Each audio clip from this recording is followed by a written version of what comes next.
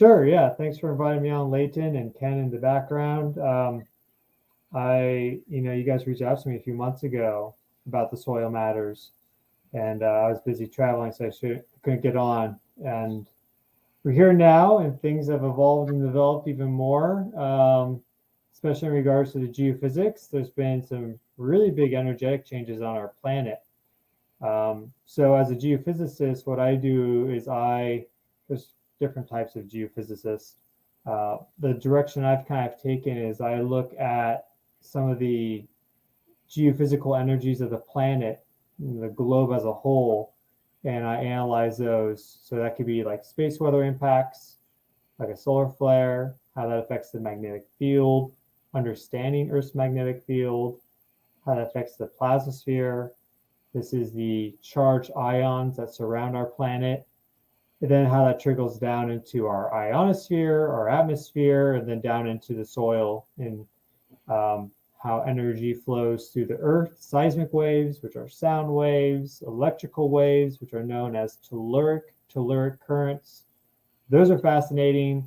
A lot of education needs to be done on that, and a lot of research needs to be done on that too. And what's been really interesting about this whole journey is that in the background, like I went to school for geology, UC Davis, and then I started work as a field geophysicist collecting data for various companies, like doing seismic surveys or running ground penetrating radar or resistivity. Did a lot of passive seismic, so measuring microtremors. Also did a lot of magnetic field data collection, so measuring Earth's magnetic field. But what I've always had in the background has been a big interest in nature. I mean, I became an Eagle Scout, and I've been gardening since I was planting things and gardening since I was a kid. So I have a garden here on the East Coast, and then when I'm back in California, I have a garden there that I like to contribute to.